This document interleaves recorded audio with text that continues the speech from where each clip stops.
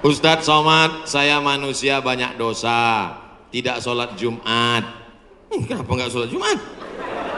Man tarakal jumu'ata salasa marratin, siapa yang nggak sholat Jumat 3 kali berturut-turut tahawunan, bukan karena sakit, bukan karena darurat, tapi karena menyepelekan panggilan Allah, taba'allahu ala qalbi, Allah mengunci pintu hatinya. Kalau sudah hati terkunci, telinga tersumbat, mata tertutup, khatamallahu ala qulubihim wa ala sam'ihim wa ala absarihim ghishawah.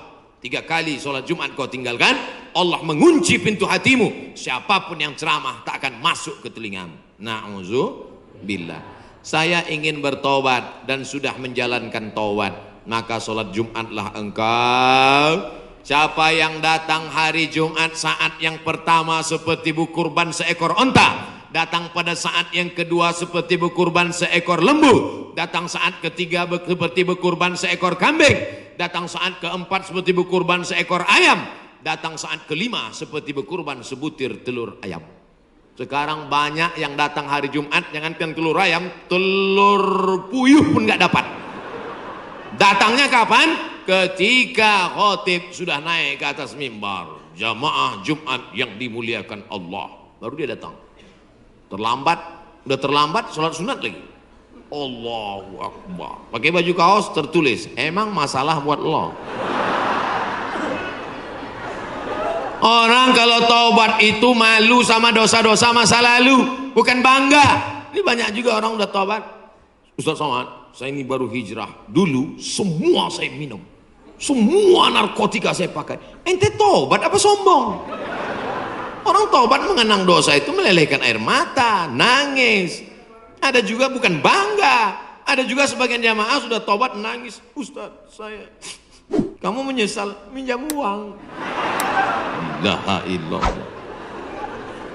Kenapa hati ini masih keras Ustaz? Belum bisa nangis di saat tahajud Ustaz. Datang seorang bertanya kepada Nabi an qaswatil qalbi, hatinya keras. Apa kata Nabi?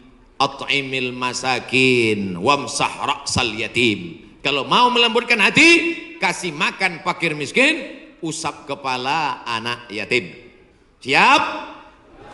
Ngaji jangan ditunda-tunda. Pulang dari sini langsung mampir ke rumah makan, beli nasi bungkus, bawa ke panti jompo. Anak mereka sudah meninggal, hidup sebatang kara, belikan kain sarung, langsung datang. Assalamualaikum Bapak Ketua Panti Jompo. Waalaikumsalam. Berapa semua orang jompo di sini? Ada 100 orang. Saya mau makan siang sama mereka. Semuanya 2 orang aja. Kebetulan kok nasinya cuma 2 kan. Melihat mereka nanti menyuap, menggeletar tangannya memasukkan nasi yang kau masukkan, maka disitulah hatimu akan lunak. Pergi ke rumah anak yatim, tanya anak yatim sudah berapa bulan gak bayar uang sekolah. Lihat bajunya, dijahit sobek, rupanya kain sudah lapuk, kain kelas 1 dipakai kelas 6.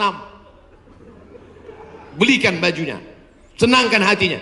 Nabi yang mengasih resep ini, an qaswatil qalbi, azab yang paling hebat bukan miskin, azab yang paling dahsyat bukan susah, azab di atas azab adalah hati yang keras. Wa inna minal hijarati lama yatafajjaru minhul alhar, ada batu keras tapi masih bisa mengalirkan air.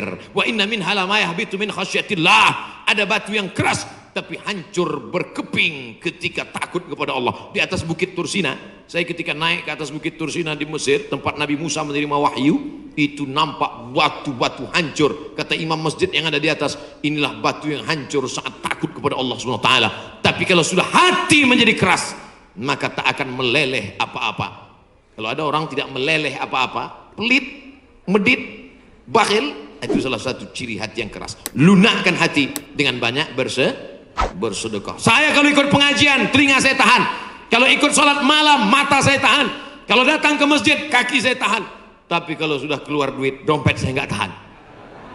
Banyak orang ketika keluar, alhamdulillah masjid ini adalah wakaf orang-orang baik di Panyawangan, di Jawa Barat, Ternyata orang-orang Sunda, orang-orang Jawa Barat ini berwakafnya tidak tanggung-tanggung, langsung satu masjid.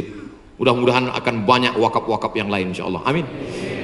Sekarang banyak juga orang berwakaf. Ustaz Somad, itu tanah saya wakafkan.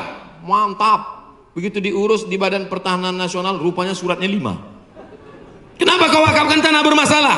Karena bermasalah, itulah saya wakafkan Ustaz. Nauzubillah. Kalau hatimu masih keras juga, hadirlah di tempat penguburan jenazah. Berdirilah di tepi kubur tempat jenazah. Kubur, suruh kawan satu nyenggol dari belakang. Masuk kau ke dalam, kau sambut jenazahnya, kau pegang masuk ke lubang, terasa dingin dari bawah, sadarlah bahwa kau juga akan mati masuk ke dalam. Rumahmu yang besar tinggal, istrimu akan nikah dengan brownies. Mobilmu yang mewah akan dijual, suratnya akan berganti di kantor Samsat. Tanahmu akan diganti akte notaris. Kau hanya akan membawa 2-3 helai kain kafan digulung macam dodol Garut. Apa yang kau bawa mati menghadap Allah Subhanahu wa taala? Ada orang Islam mati bawa seragam, ada. Tadi saya baru dikasih jaket kulit, sayang sekali, tapi jaket itu pun tinggal kalau kau mati Abdul Somad. Kenapa nggak dipakai sekarang? Panas. Apa yang kau bawa mati? Kalau pernah kau usap kepala anak yatim, kalau pernah kau infak sedekah untuk masjid, itulah yang akan kekal abadi. Yang mewakafkan tanah ini sudah meninggal, tapi terang kuburnya, lapang makamnya insya Allah. Amin. Pikirkan, orang yang cerdas bukan yang IP-nya 4, orang yang cerdas bukan otaknya hebat. Al-Kayyis, orang yang cerdas, mandana nafsahu, mampu menekan hawa nafsunya, wa amila lima ba'dal maut, dia beramal berpikir setelah mati. Ini banyak orang mikirnya setelah pensiun. Saya alhamdulillah Pak Ustaz udah siap nih setelah pensiun nanti. Memangnya yakin malaikat maut datang setelah pensiun? Banyak malaikat maut datang sebelum pensiun. Pikir baik-baik. Pikir itu pelita hati. Lama berpikir sakit hati.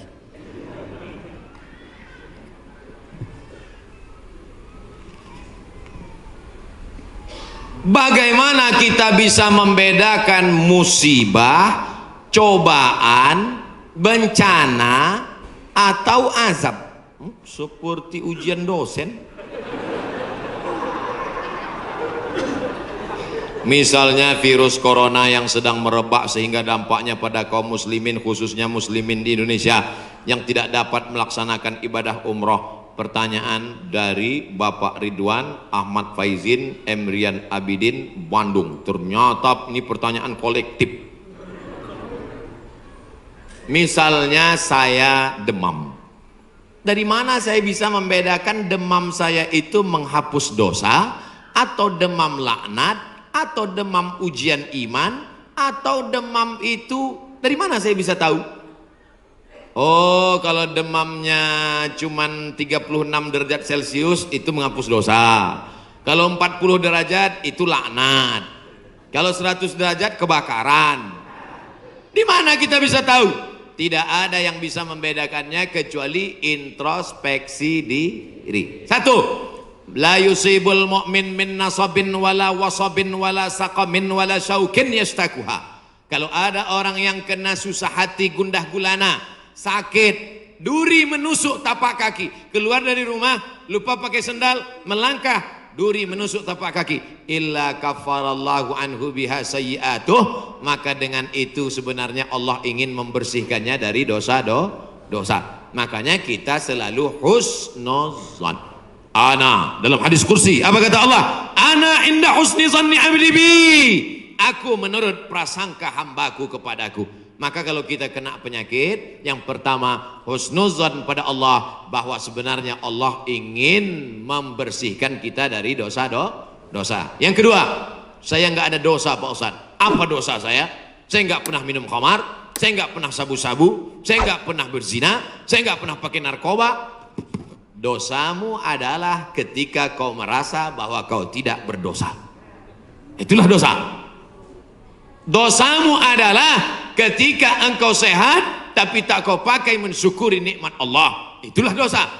Maka siapa yang berkata saya tidak pernah silap, saya tidak pernah salah, saat itu dia sedang silap dan salah. Al-insan mahallul khata' wan nisyan. Manusia tempatnya silap, lupa dan salah. Yang kedua, ketika kita sakit, sebenarnya Allah ingin mengangkat derajat kita, karena sebetulnya amal kita tidak cukup. Kita sudah ditempatkan di tempat surga Jannatul Firdaus, tapi ketika malaikat ditanya, sudah cukupkah amalnya? Belum. Beri dia ujian supaya amalnya mencukupkan dia dengan amal sabar. Ada amal yang lebih tinggi dari tahajud, lebih hebat daripada jihad. Apa dia? Innama yuwaffas sabiruna ajrahum bighairi hisab. Amal sabar, menerima musibah, tidak caci maki, sumpah serapah. Yang ketiga, bisa jadi laknat Allah. La ta'murunna bil ma'ruf, mestinya kau tolong saudaramu yang ada di Uighur, mestinya kau bantu saudaramu yang sedang teraniaya di India, tapi mulutmu diam, kau tak mau menolong. Ketika musibah dikirimkan Allah dalam bentuk bencana, ternyata yang kena bukan yang jahat-jahat saja, yang baik-baik pun ikut juga kena, maka tidak ada cara lain kecuali mohon ampun, minta ampun, taubat, nasuha kepada Allah Subhanahu wa ta'ala.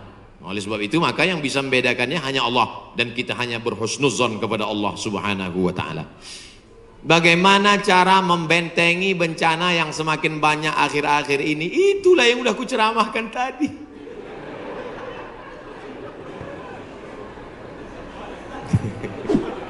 Itulah yang udah kita bicarakan selama 1 jam 15 menit tadi, brother. Tadi saya yakin ini pertanyaannya sebelum ceramah. Apabila kita sudah baca amalan-amalan penangkal musibah, tapi musibah masih saja terus datang, bagaimana sikap kita sebagai muslim? Man lam yardha bi qada'i, siapa yang tidak ridha menerima takdirku, walam yasbir bi balai, siapa yang tidak sabar menerima ujianku, falyatlub rabban siwaya, carilah Tuhan selain aku. Ada Tuhan selain Allah? La ilaha illallah.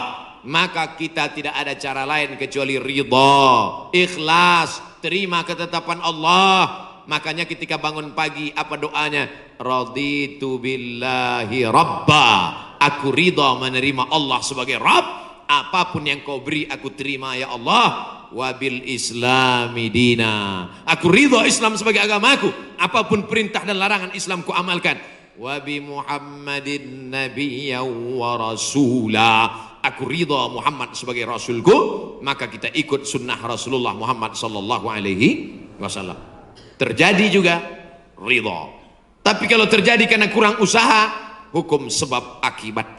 Sudah disimpan uang di dalam dompet, dompetnya dikunci, dompetnya dalam laci, lacinya dikunci, lacinya dalam lemari, lemarinya dikunci, lemarinya dalam kamar, kamarnya dikunci, kamarnya dalam rumah, rumahnya dikunci, rumahnya dalam komplek, kompleknya dikunci, hilang juga. Terus mau ngamuk. Tidak ada cara lain kecuali ridha kepada Allah. Tapi kalau punya sepeda motor nggak dikunci, malah berhenti, mesinnya hidup, kuncinya diletakkan, terus sibuk beli ngobrol, beli kangkung 2 ikat, ngobrolnya 2 jam. Ketika dilihat hilang. Terus ketika hilang suaminya nanya, mana motor kita? Ridho mas. Itu bukan ridho, goblok. Mohon maaf saya keceplosan. Oleh sebab itu maka tetap ada Ahlus Sunnah wal Jamaah mengajarkan kita ada namanya al-kasbu wal ikhtiar. Bahasa kitanya namanya usaha. Kalau pemerintah menyuruh pakai masker, usaha. Jangan tidak ikut. Suruh cuci tangan sering. Sebetulnya kita nggak perlu belajar masalah cuci tangan. Ada nggak ada virus kita tetap cuci tangan, betul? Subuh cuci tangan, zuhur cuci tangan, asar cuci tangan, maghrib cuci tangan, isya cuci tangan, tahajud cuci tangan, witir cuci tangan, duha cuci tangan. Orang Islam paling sering cuci tangan. Makanya saya heran kalau sampai anak-anak kita diajarkan, mama siapkan gayung sama sabun. Untuk apa nak? Hari cuci tangan internasional. Loh, kita nggak perlu diajari cuci tangan. Nanti takutnya 20 tahun akan datang ada lagi namanya Hari Cebok Nasional. Dari 14 abad yang lalu kita sudah bersih, betul?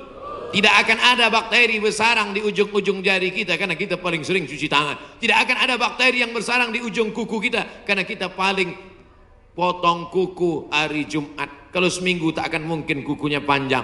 Makanya Nabi berkata, asfaraka, kukumu kenapa panjang? Inna syaitana yaqudu ma tala minha. Setan duduk di kuku yang panjang.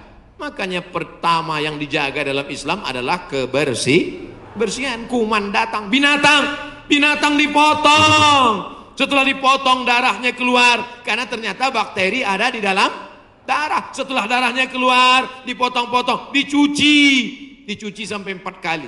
Ibu, saya tidak punya saudara perempuan. Waktu masih kecil di rumah, bantu ibu di rumah, saya disuruh cuci.